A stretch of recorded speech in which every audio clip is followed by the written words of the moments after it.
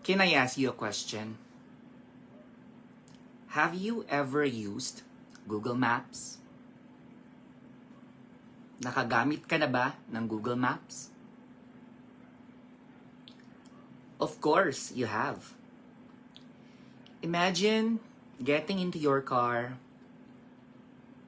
typing in your destination. Bago ka mag-drive, nag-type ka muna ng lugar na pupuntahan mo.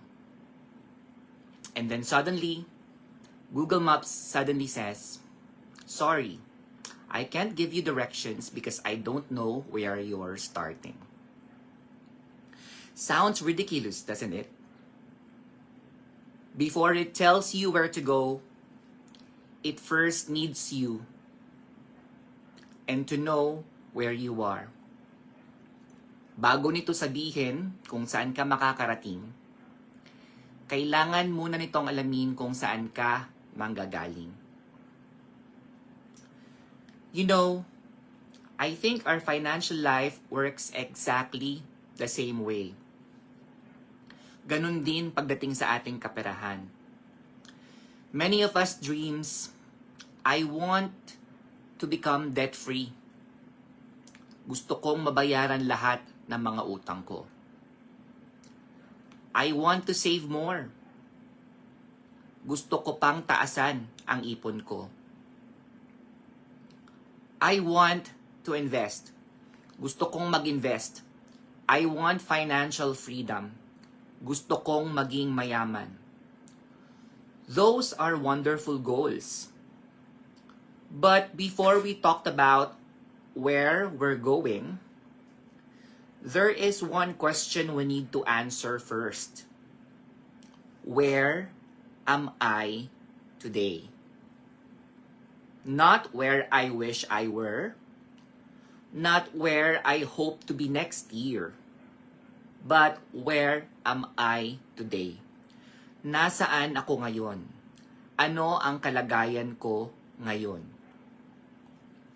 Because every financial plan, every budget, every debt repayment strategy begins with knowing your starting point. And that's exactly what today's conversation is all about. Kailangan mo lamang nating alamin kung saan tayo magsisimula. Hello everyone, I'm Dominic Haban and welcome back to Habundance Live. Whether you're joining us live, watching the replay, or this is your very first Habundance Live, I'm truly grateful you're here. Habundance is a community where we build financial confidence through 3 simple values. 1 is respect and honesty. 2 is growth. And 3rd is community. Because we believe financial transformation isn't built overnight. It's built 1 habit, 1 decision, 1 day at a time. And here at Habundance, we don't chase abundance. We build it. Before we jump into today's conversation, let's take a quick look back at where we started. Last week, we talked about something that many of us have experienced. Running from our finances. We learned that the first step toward financial stability isn't earning more money. It's having the courage to stop avoiding our financial reality. Ang ating problemang pinansyal ay hindi lamang tungkol sa pera. Ito ay natutugunan kapag tayo ay natutong hindi umiwas, kundi harapin ang ating tunay na kalagayan. And together, we started building a new habit. And that is the Habundance 15-minute financial reset. not to solve every financial problem in just 15 minutes, but to build the habit of intentionally showing up for our finances every single week. Because consistency always beats intensity. Now, I'd love to hear from you if ever you completed your very first Abundance 15-minute financial reset this week. Just type in reset complete in the comments. Or if you are still watching this on a replay, once you read this question, please comment if you are able to complete our challenge last week, which is Abundance 15-minute financial reset. Let's celebrate those wins together. Maybe it wasn't perfect. Maybe all you need is not 15 minutes, but only 10 minutes. Maybe all you did was open your banking app for the first time in months. But that's still progress. Because here at Abundance, we celebrate progress, not perfection. Alright, so we have 1,000 viewers so far. Hi, Ate Mai. Welcome back to Abundance Live. Hopefully, you're able to complete the 15-minute financial reset, the Abundance 15-minute financial reset this week.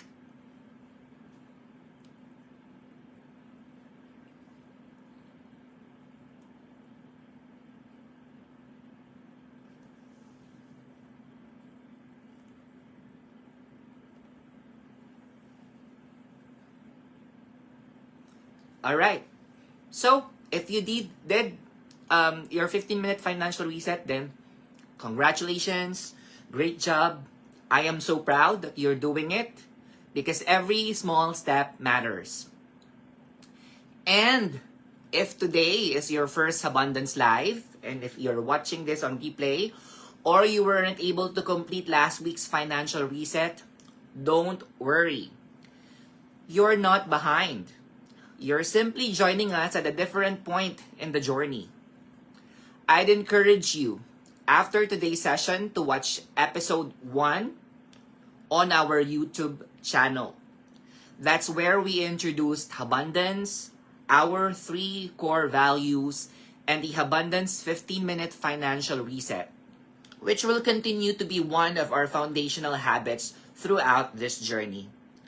It will give you a strong foundation for everything we'll be building together in the weeks ahead. So, last week we made one important decision, which is we stopped running. Today, we're taking the next step.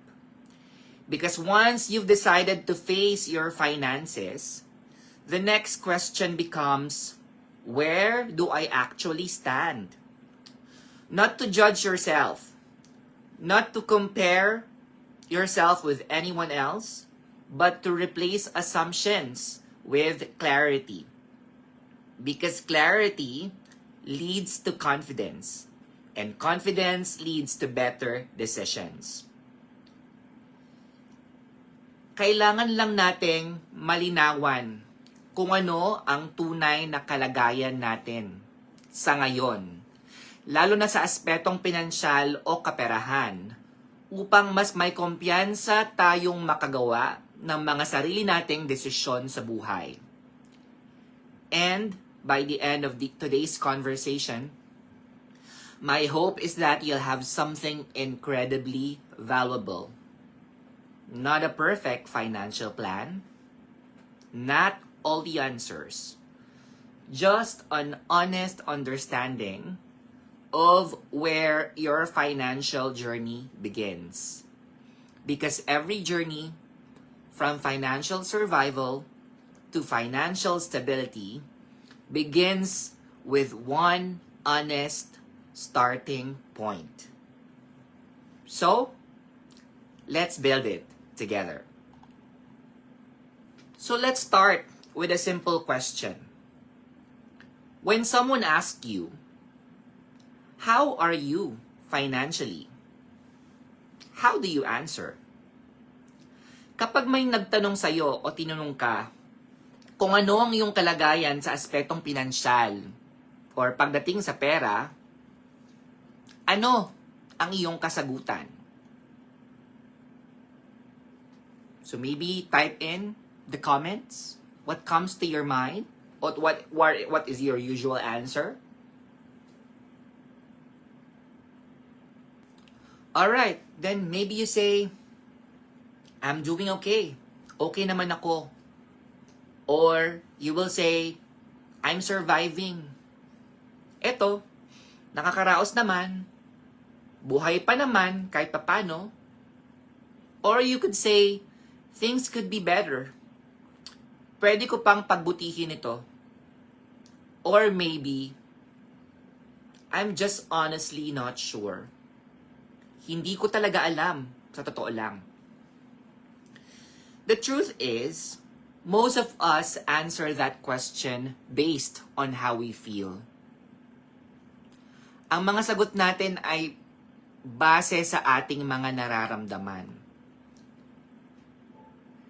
But while our feelings matter, they don't always tell us the whole story. Today, I want us to do something different. Instead of relying on feelings, let's learn to rely more on facts. Not because facts are more important than feelings, but because facts gives us clarity. And clarity helps us make better decisions.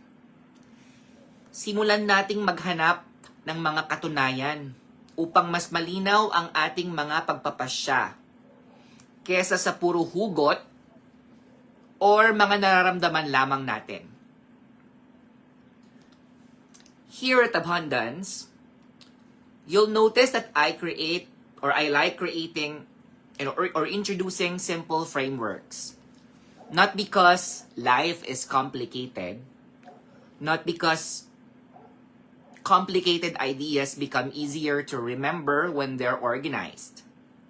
So, today, I'd like to introduce one of the core abundance frameworks, and it's called the 4 H's of financial clarity.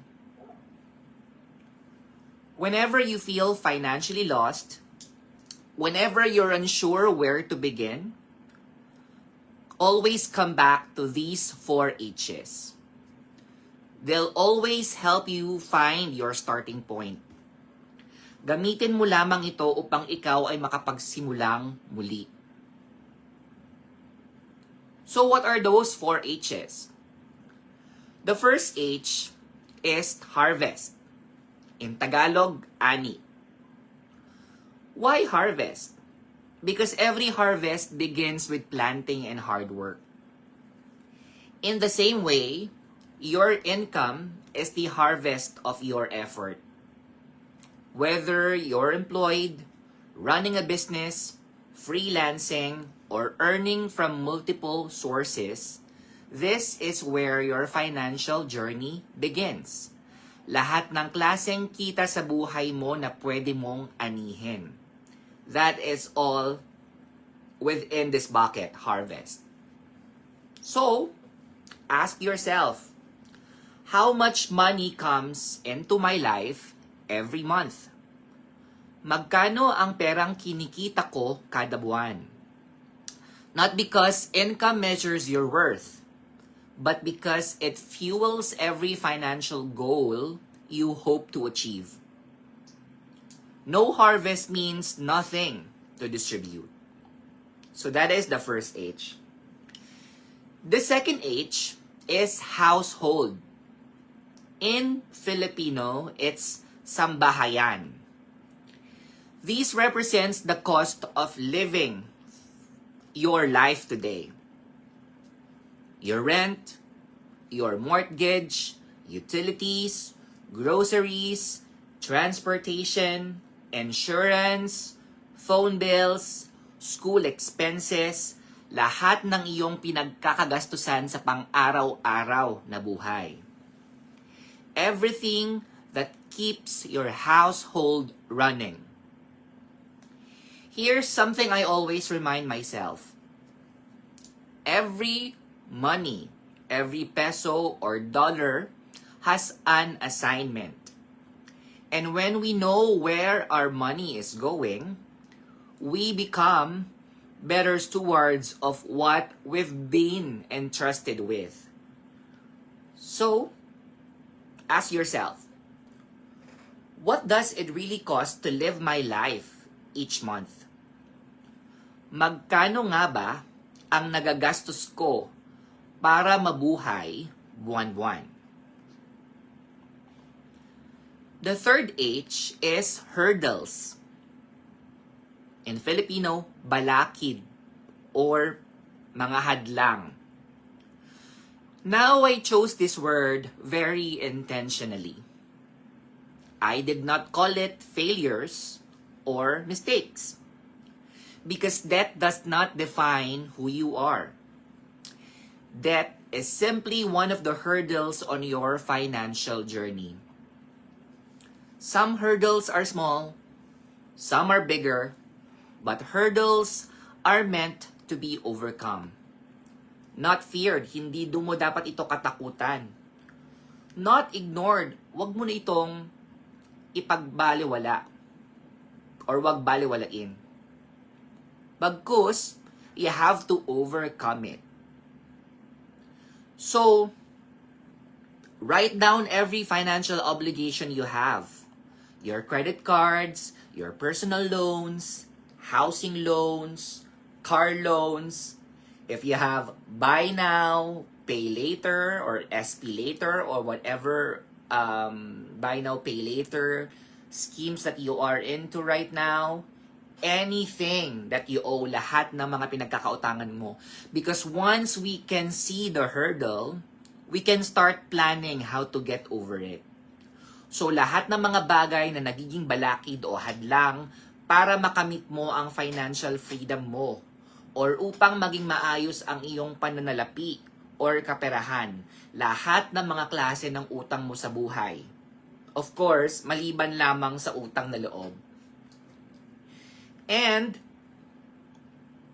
the fourth, and finally, my favorite among all the H's, which is hope, pag-asa. Hope represents everything you're building for your future. Your savings, your emergency fund, your investments, every money you chose to save today is an act of hope for tomorrow.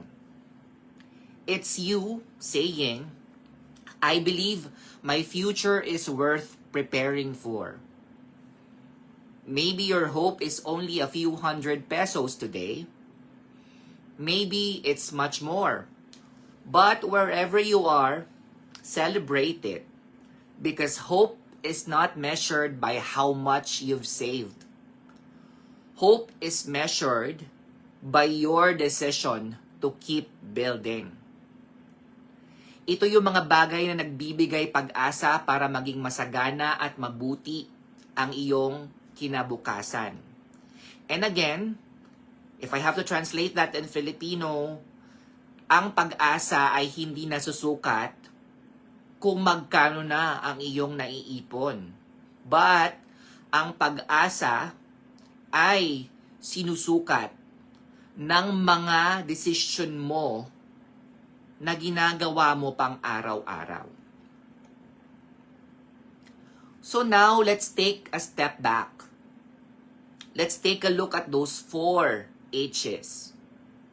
Harvest, household, hurdles, hope. Together, they tell the story of your finances today. Not your entire future, not your value as a person, just your starting point. And That's exactly what we need. Because every journey needs a starting point. So, before we move on, I'd like to leave you with this week's abundance habit. So this is a habit that we need to practice. So last week was a reset, right? This week is very simple. Our habit is called pause before panic. Whenever you see a financial number this week, especially if that number surprises you, don't react immediately. Again, wag feelings yung pairalin. Wag yung mga hugot natin sa buhay. But the habit that I need you to learn is to pause. Take one deep breath and remind yourself, numbers inform me. They don't define me. Ang mga numerong ito ay nagbibigay lamang ng paalala, ngunit hindi nito pinapakita ang ating buong pagkatao. Then, ask yourself, what is this number trying to teach me? Ano nga ba ang pinapaalala ng mga numerong ito sa akin? That's the habit that I want you to practice this week. Because the goal isn't just to know your numbers. It's to learn how to respond to them with wisdom instead of fear. Now, we've identified the 4 areas that matter most. But knowing them individually is only half the story. The next step is putting them together into one simple picture. A picture that shows you exactly where you are today and gives you a baseline for the future. And here at Abundance, we call it the Abundance Financial Snapshot. And together, we're going to build your very first one. So, we now know the 4 H's of financial clarity. Harvest, household, hurdles, and hope. Those 4 H's help us understand what to look at. Now, I'd like to introduce how we put everything together. And here at Abundance, we call this your Abundance Financial Snapshot. And notice, I did not call it a budget. I did not call it a financial report. And I definitely did not call it a scorecard. Because that's not what it is. A snapshot simply captures one moment in time. Think about taking a family picture. That photo does not define your entire life. So kung sakaling ang buhay mo ngayon ay kukunan ng larawan, kapag nakita mo ito, hindi ito ang sumasalamin ng buong mong pagkatao at ng kapalaran mo. It simply captures where you are in that moment. Kung nasaan ka, anong kalagayan mo ngayong araw na ito. Yun yung pinapakita ng larawan na ito. Your financial snapshot works exactly the same way. It's not your future. It's not your identity. It's simply an honest picture of where you are today. And honestly, when you are honest, this is where growth begins. Why do we really need to take a snapshot, right? So let's deep dive into that. Have you ever looked at an old photograph and smiled? Naranasan mo na bang tumingin sa mga luma mong litrato and then napatawa ka na lang o napasmile ka na lang, napangiti ka na lang. Maybe it reminded you how much you've changed or how far you've become. Maybe gumanda ka, nagkaroon ka ng transformation sa sarili mo. Diba? Dati chubby chicks ka, ngayon pumayat ka na. So those are, some reminders of the past. And that's exactly why you're doing this today. 1 year from now, I want you to look back at today's financial snapshot and say, I may not have been where I wanted to be, but I'm so thankful I knew where I was. So let's reflect on that a little bit. I may not have been where I wanted to be, but I'm so thankful I knew where I was. Because you can't celebrate progress unless you know where you started. Ipagpapasalamat mo kung ano ang kalagayan mo nung nakaraan. Kahit na hindi mo pa natatahak yung gusto mong papuntahan.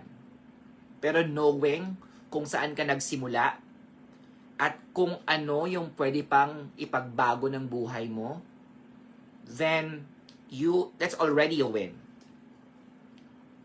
So, I would like to invite you, if you have a notebook, grab a notebook or a paper, anything that you have, or if you wanted to use your phone, you can also use your phone, open your notes app, anything that you can write on or type on, so we can build this financial snapshot together. Alright, so I'll give you a few moments to just grab a notebook, grab a pen, grab something that we can write on. Alright? Okay? So, if you already are ready, then we can begin with creating your abundance financial snapshot. So, the first step is write down harvest. And then, let's begin with that. What do you need to do? You write down your average monthly income. Magkano ang kinikita mo? And you have to include every consistent source. Salary. Lahat ng kinikita mo sa trabaho mo. Business income. So if my business ka, write down your income. Freelance work, if you are doing side hustles, also do that. And if you have some passive income. Whatever regularly comes into your life, do not overthink it. We don't need to be perfect here. You can just put an honest estimate, and that's enough. Again, remember, this is not an audit. It is for our awareness. So, lahat ng pinagkakakitaan mo, name it. So, right now, I just wrote down my salary. So, you can do the same. Okay. So, that is the step 1. So, you're done. So, just write down everything. Lahat ng pinagkakakitaan mo, just name it. For me, ang pinagkakakitaan ko lang ngayon ay yung aking salary. So, hopefully, in the next sessions, we will learn how to add some income streams here. Or, anything na pwede pa nating pagkakitaan. Alright. So, I know you're doing that. So, now, we can go to step 2. The step 2, you need to write down household.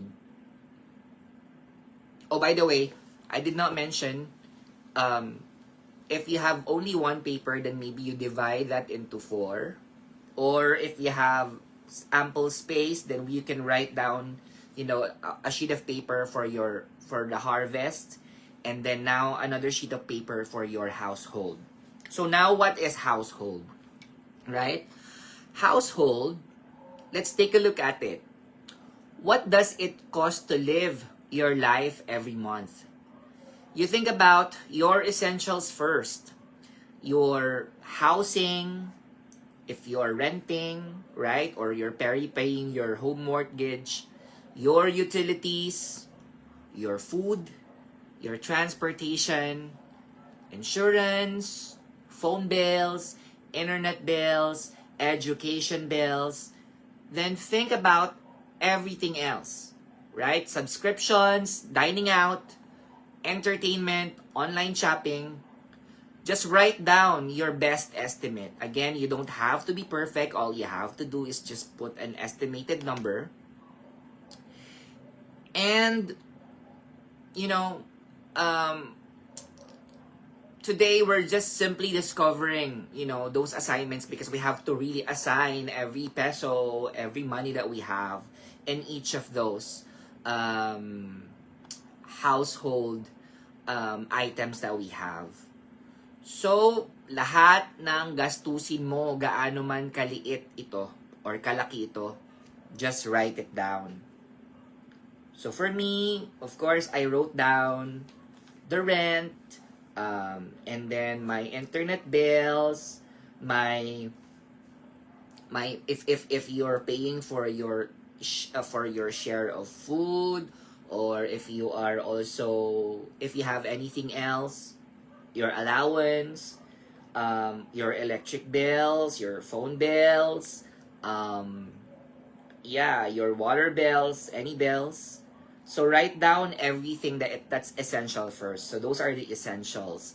And then anything else, if you are paying for some debt repayments, loans, you can also write them down there. And then, of course, your allowance or anything else that you have. Like for me, if I'm also, setting a budget for my badminton, then I will also write that here. Or anything that I do for entertainment if I have subscriptions, right? So I will also write down here.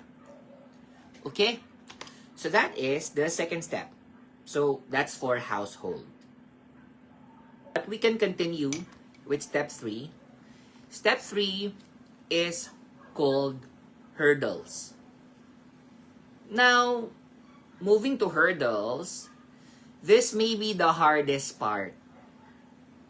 But at the same time, it may also be the most freeing.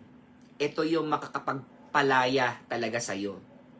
And when I was doing this exercise, actually, I got so much relief doing this.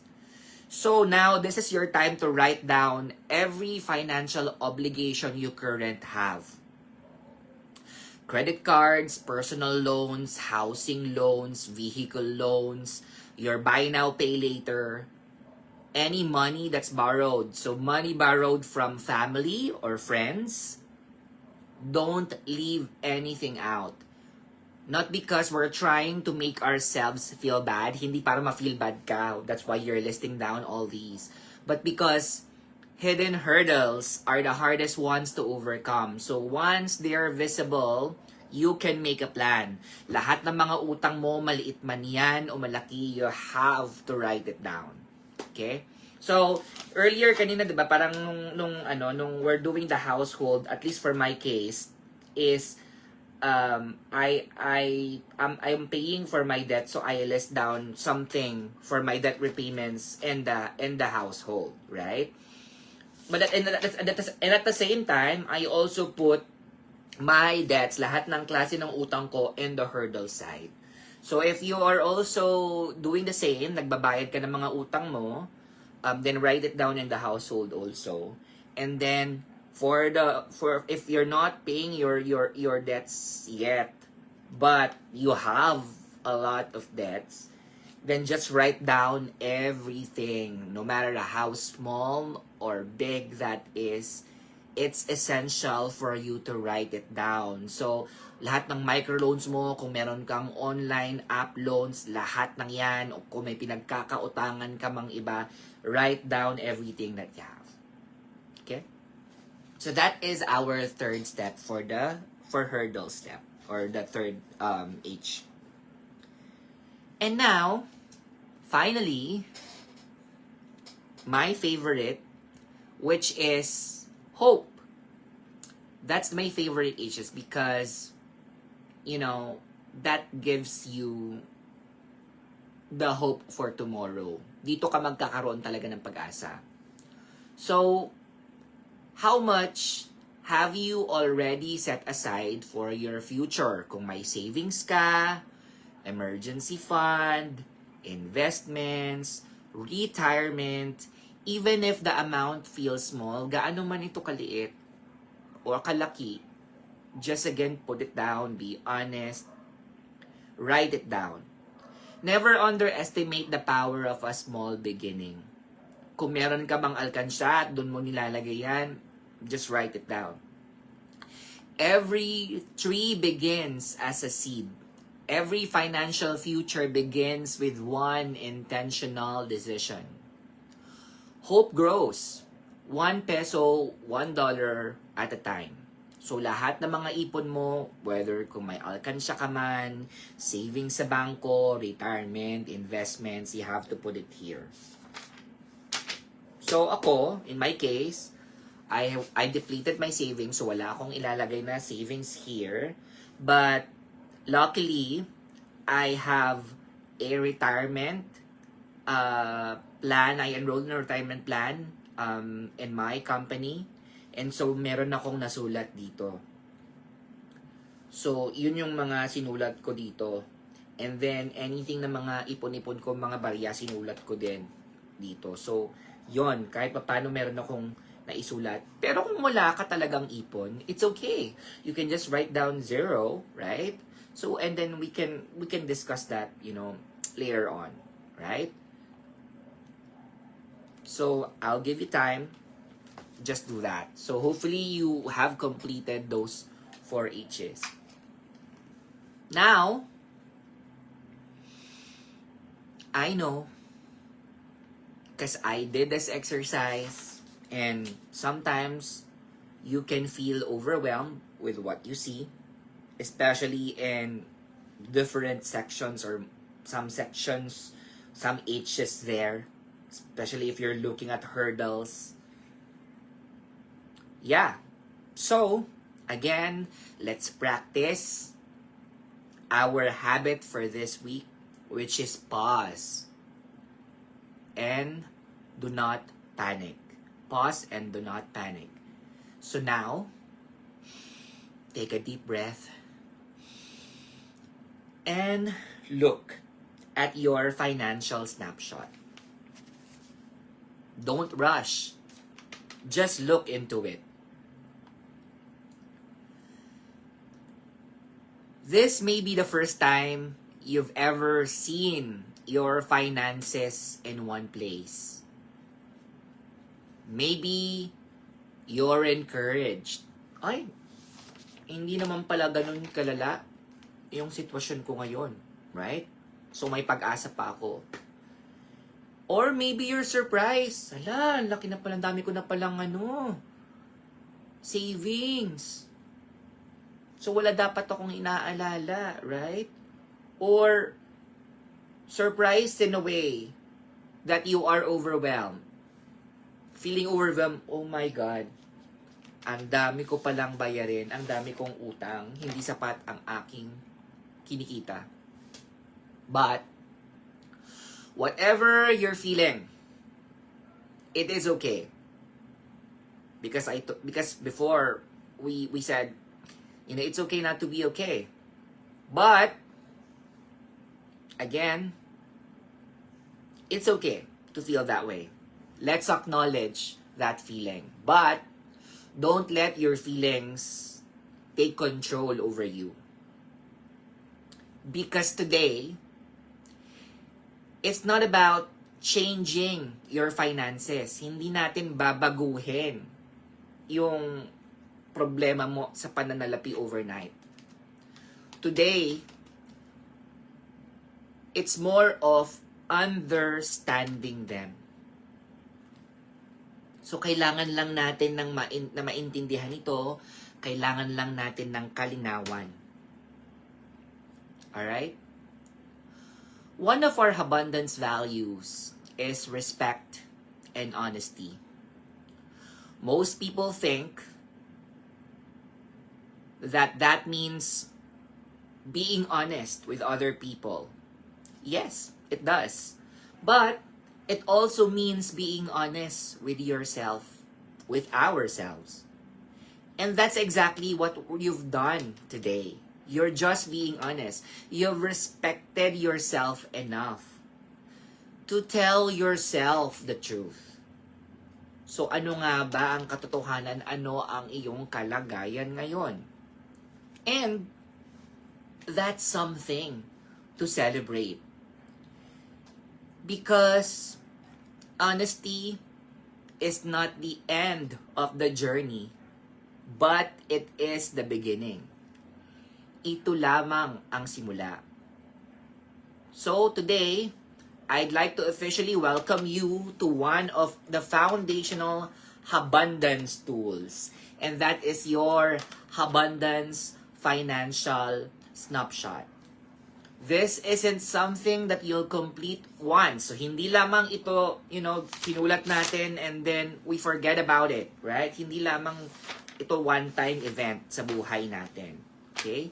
So, I encourage you to revisit it every few months and then compare it and then update it. If may pagbabago, update it.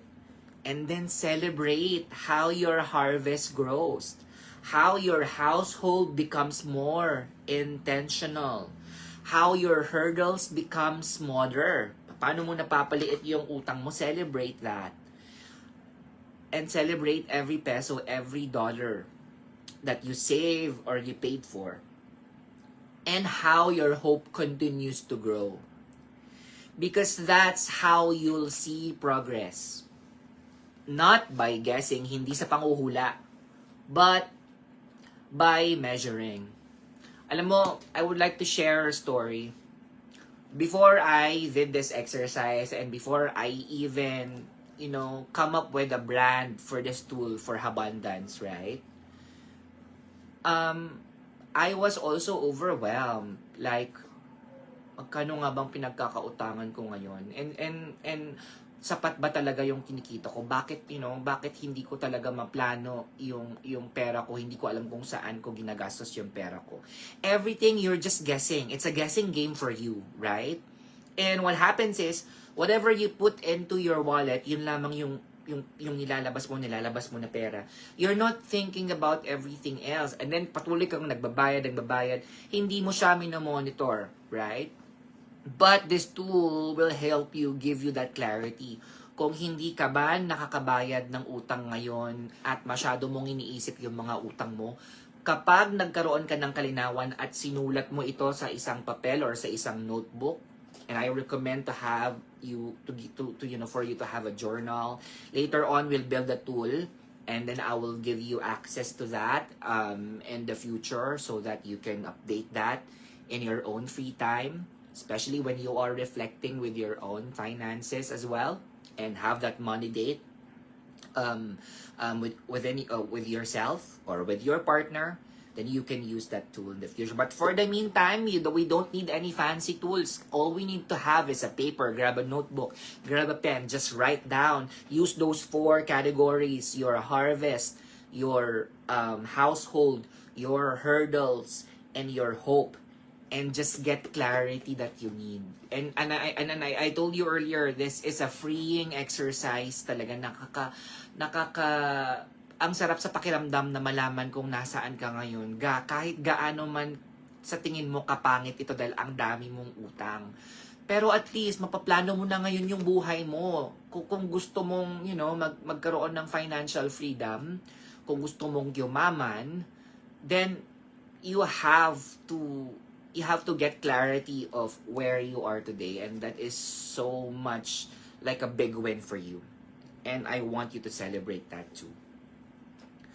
Now, here's the question. You've identified your harvest, your household, your hurdles, and your hope. You've also created your very first financial snapshot. And so, what does all of this actually mean? Ano nga bang ibig sabihin nito? How does knowing these numbers help you make better financial decisions? Because information by itself doesn't change our lives. Hindi yan binabago. Kahit na meron ka ng katunayan, hindi naman yan yung magpapabago sa buhay mo. But, applied wisdom does kung ano yung mga natutunan mo. And that's exactly what we'll talk about next. So now, let's take one more look at our abundance financial snapshot, the one that we have created earlier, and those 4 categories of the 4 H's of financial clarity. I want you to take a look at them. Do not change anything. Don't calculate anything. Huwag kang muna mag-calculate kung ay, ang dami kong utang, so dapat ito pala dapat yung babayaran ko. No. Just look at it. For some of you, this may be the very first time you've seen your finances or financials gathered in one place. Ito yung first time na nakita mo at no-organize mo kung ano ba talaga yung kalagayan mo pagdating sa yung pananalapi, sa yung kaperahan. Right? And maybe you're thinking, naiisip mo ito, oh my God, Dominic, I was not expecting these numbers. So, if that's you, I want you to hear this. Take a deep breath. Again, pause, don't panic. The habit for this week. Because today's goal was never to impress anyone. Hindi para ipagyabang or i-impress yung mga taong nanonood dito or yung mga friends and family mo na nakakapanood nito, right? Or not anyone else. You don't have to impress anyone. Today's goal was simply to understand. Kailangan mo lamang maintindihan. There's something I hope you'll remember long after today's live ends. Don't confuse your starting point with your destination. Where you are today is simply where you're beginning. Nothing more, nothing less. Your financial snapshot does not predict your future. It simply reveals your present. And that's good news. Because once we know the truth, we can finally do something about it. So, imagine going to the doctor for a regular checkup, right? The nurse checks your blood pressure, your weight, your heart rate. Maybe they request a few lab tests. Now, imagine saying, I'd rather not know the results. Ayoko malaman yung resulta ng mga examinations ko. Of course, most of us wouldn't do that, right? Because we understand something important. And that is knowing the results doesn't create the problem. Hindi naman yun yung problema, hindi yung mga resulta or numero. It just reveals it. And once it's revealed, it can be treated. And our finances work exactly the same way. Looking at your financial snapshot did not create your debt, right? It did not create your expenses. It didn't create your financial challenges.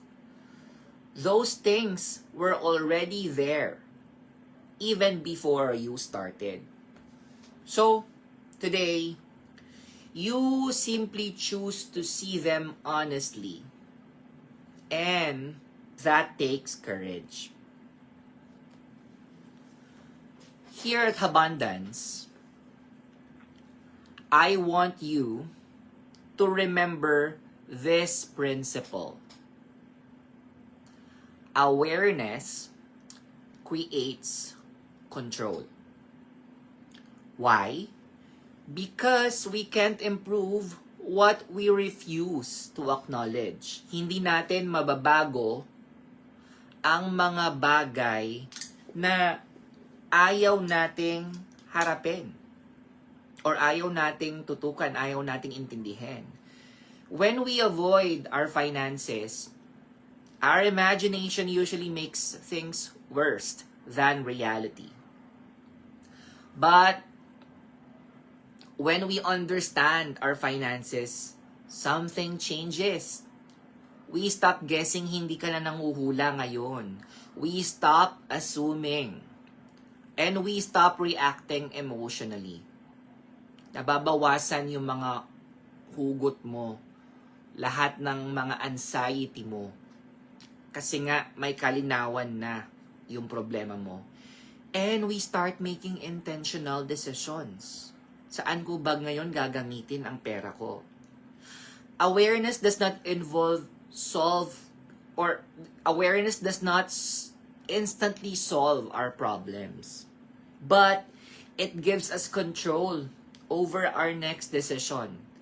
And every better decision moves us one step closer to financial stability. Now, again, go back to your financial snapshot, the one that you wrote again, in those 4 areas. Let's look at it again. Look at your harvest and reflect. Is there an opportunity to grow your income in the future?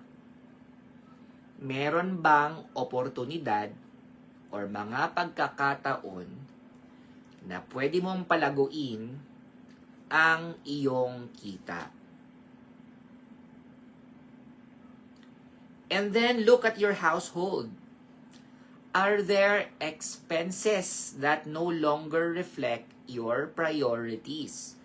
Meron ba akong pinagkakagastusan ngayon or pinaglalaanan ko ng pera ngayon na hindi ko na ito priority sa buhay? So, hindi siya nag-a-align sa gusto mo man patunguhan. And then, look at your hurdles. Which one would you like to overcome first? Alin dito sa mga utang mo ang gusto mong pagtuunan ng pansin at gusto mong bayaran? Alin ang iyong unahin? And then look at your hope.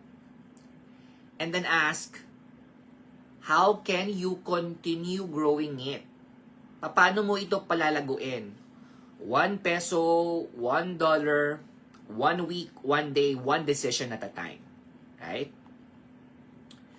Notice, we're not trying to fix everything today. We're simply learning to ask better questions.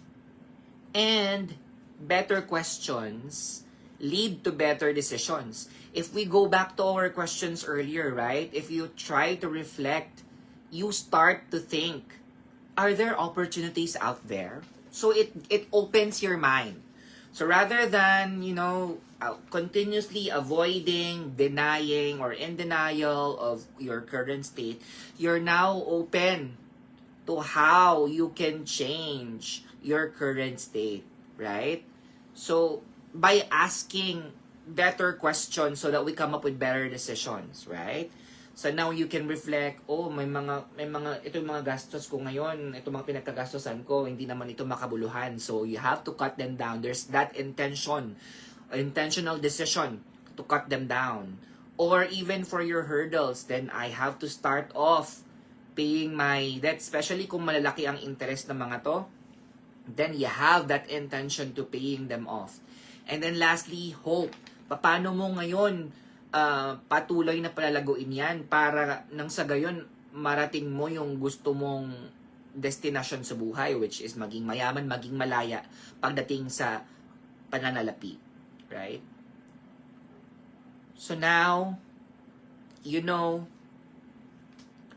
some people think financial progress begins when they pay off their first loan. Others think it begins when they save their first 100,000. But I disagree. I think financial progress begins much earlier than that. Yung progress mo pagdating sa finances mo, yung simula mo, ay hindi nagsisimula kung nakapagbayad ka na ng loan or nakapag-save ka ng pera. It begins the moment someone chooses honesty over avoidance. Yung naging honest ka, yung kaninang exercise na naging honest ka, na harapin yung problema mo, and you're not avoiding it. Yun, yung tunay na simula. Because from that moment on, real change becomes possible. And today, that's exactly what you've done. You chose honesty. You chose clarity. You chose to take ownership of your financial journey. And that deserves to be celebrated.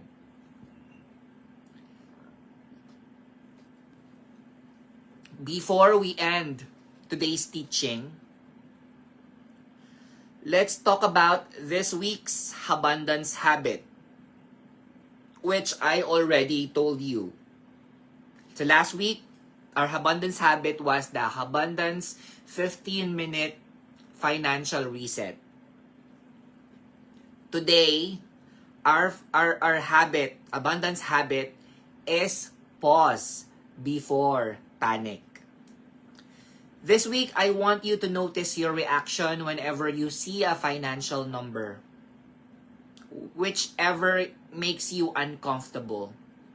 Maybe it's your credit card balance, your remaining salary, yung mga natitira sa sahod mo, your savings, your debt, yung mga utang mo. And before you react to anything, pause. Take one deep breath. Then remind yourself again, numbers inform me. They don't define me. Pinapaalala lang ng mga numerong ito. Pero hindi ang iyong pagkatao. Hindi nito sinasalamin ang iyong pagkatao. And then ask yourself again, what is this number teaching me? Ano nga ba ang gusto kong matutunan? Ano nga ba ang pinapaalala ng mga numbers na ito sa akin? And that's the habit we're building this week. Because abundance isn't just about changing our finances. It's about changing how we respond to our finances. Today, you've done something many people spend years avoiding. You found your starting point. You learned the 4 H's of financial clarity. You completed your first abundance financial snapshot. And you discovered that awareness creates control. Now, before we end today's session, let's take everything we've learned and turn it into action. Let's finish with this week's abundance wisdom. What's our weekly challenge? What is the moment of reflection? And our abundance affirmation. Because information inspires us, but action transforms us.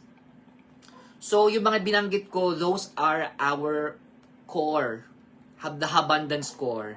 And that's what you're going to learn. And your key takeaway every time you attend this abundance live session. Again, one habit, one decision. Right? One day at a time. Before we go, let's remember what today was really about. Today's session wasn't about debt. Hindi ito tungkol sa utang mo. It wasn't about your income. Hindi ito tungkol kung ano yung kinikita mo. It wasn't even about your numbers. So, our episode today is knowing your numbers, right? But it wasn't even about your numbers to begin with. It was about replacing uncertainty with clarity. Kailangan mo lamang malinawan at maintindihan ang mga numerong ito. Because when we stop guessing, we can finally start growing. And today, you took an important step. You learned how to look at your finances with honesty instead of fear. And that's something worth celebrating. Let's leave with this week's financial, or I would say, abundance wisdom. Don't confuse with your starting point with your destination. Where you are today is not where you'll always be. Today's snapshot isn't your future. It's simply the place where which you'll begin to build. So paulit-ulit kong sasabihin, don't confuse your starting point with your destination. Kung saan ka man nagsisimula ngayon, hindi ito sinasalamin kung saan ka patungo. This is not your future.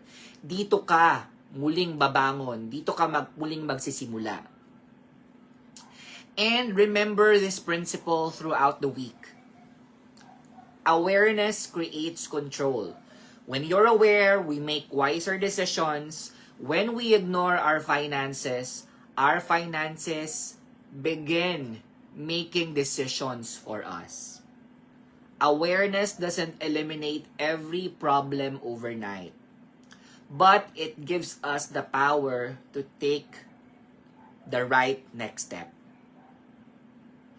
I would like to reflect further on that. When we ignore our finances begin making decisions for us. Ang ibig sabihin lang nito, kapag patuloy tayong nagsasawalang bahala tungkol sa ating mga finances or mga kaperahan or mga pinansyal na aspeto sa buhay, then ito yung nagbibigay ng desisyon para sa atin. So, kung nakita mo na ang dami mong, kung marami kang utang, for example, at pinili mong i-ignore ito, then, eventually in the future, yan talaga yung magdesisyon sa buhay mo, baon ka sa utang. And, hindi naman yun ang nagde-define sa sarili mo. Or, kung nakita mo, kulang ka sa kita, at may mga opportunities out there para palaguin ang kita mo or palaguin ang savings mo, right? If you don't decide today, then your finances will tell you para sa iyong kinabukasan na hanggang dyan ka lang. So again, that is the reality. But that reality can be acted upon. And that's what we learned today. Awareness creates control. And then this week's habit, abundance habit, which is pause before panic. Whenever you see a financial number that makes you uncomfortable, pause. Huminga ka lang ng malalim, take a deep breath, and then remind yourself, paalalahanan mo lang yung sarili mo, numbers inform me, they don't define me. Ang mga numerong ito ay nagpapaalala lamang at hindi nito sinasalamin ng aking buong pagkatao. And then always ask that question, ano nga ba ang pinapaalala ng mga numerong ito? Anong lesson ang gusto kong matutunan kapag nakita ko ay mga numbers ko na ito? One small habit practiced consistently can completely change the way we handle money. And then, I also introduce a foundational abundance score, which is your abundance tool for this week. And that is your abundance financial snapshot. Don't think of it as a paperwork. Think of it as your financial starting line. Every few months, come back and update it. Hindi isang one-time event na sinulat mo lamang sa papel or sa notebook or sa phone mo and then kinalimutan mo na. You have to watch your harvest grow. Watch your household become more intentional. Watch your hurdles become smaller. Progress becomes much easier to celebrate when you actually see it. Now, here's your challenge before we meet again next Sunday. 1. Complete your abundance financial snapshot, the tool that I introduced today and the one that we created today, the one that we have built today, if you did not do it yet. So complete it. If you did not finish yet as we go through the discussion, you go back, replay that video, and then you build it yourself. Take time. You don't have to rush. Okay? And then, you schedule your abundance 15-minute financial reset. And then during those 15 minutes, review your snapshot using the 4 H's of financial clarity that I told you. And then ask yourself, how is my harvest? How is my household? Which hurdle deserves my attention first? How can I continue building hope this week? And most importantly, remember, don't try to fix everything. You simply need to become more aware because clarity always comes before strategy. I'll repeat that. Clarity comes before strategy. Kailangan mo munang maging malinaw or kailangan munang magkaroon ng kalinawan bago ka gumawa ng plano. And for this week's abundance reflection, for the 1,000 viewers out there, before we end, I'd love to hear from you. You can leave your answer in the comments, or if you're watching a replay, just comment in the thread. And my question that you have to reflect on this week is this. Which of the 4 H's challenge you the most today and why? Alin sa mga 4 H's, which is, again, I'll repeat, your harvest, so lahat ng kita mo, your household, lahat ng mga pinagkakagastusan mo sa pang-araw-araw na buhay, your hurdles, lahat ng mga pinagkakautangan mo, and then your hope, lahat ng mga savings mo. Saan ka doon nahirapan? Doon sa 4 na yun. Or maybe you'd rather answer this question. What's financial decision you'll make differently this week because of today's session? Ano yung desisyong pinansyal ang maaari kong baguhin gamit ang ating mga kaalaman ngayong linggo? Your story might encourage someone who's just beginning. So, just be honest, do this, and then reflect, and then comment in this video. Now, if you're comfortable, I'd love for us to say this together, and this is this week's abundance affirmation. Say it loudly with me. I choose clarity over confusion. I choose honesty over fear. My numbers do not define my future. They guide my next decision. Every wise choice I make brings me one step closer to financial stability. I am learning. I am growing. I am building abundance. Yes, let's celebrate that. Next Sunday, we'll continue our journey from financial survival to stability. Hindi lang para sa survival, kundi kailangan maging stable. So ito ang journey natin ngayon. Ngayong season 1 na ito yung journey natin. Financial survival to stability. Because once we know our numbers, the next question becomes, how do we make every peso, every dollar, every money work with purpose? We'll begin learning how to align our spending with what matters most, so that our money starts supporting the life we're trying to build. And I hope you'll join me in next Sunday's episode. And before you leave, I'd like you to type just one word in the comments. One word that describes how you're leaving today's session.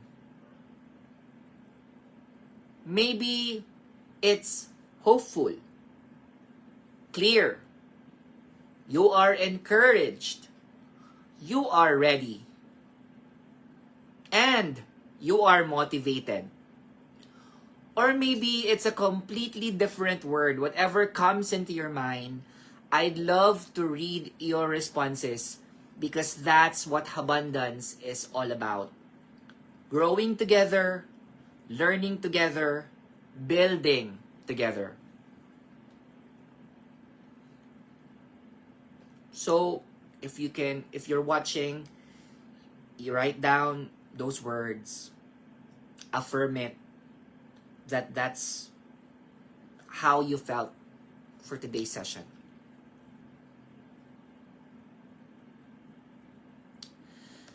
Again, thank you so much for spending time with me on a Sunday night.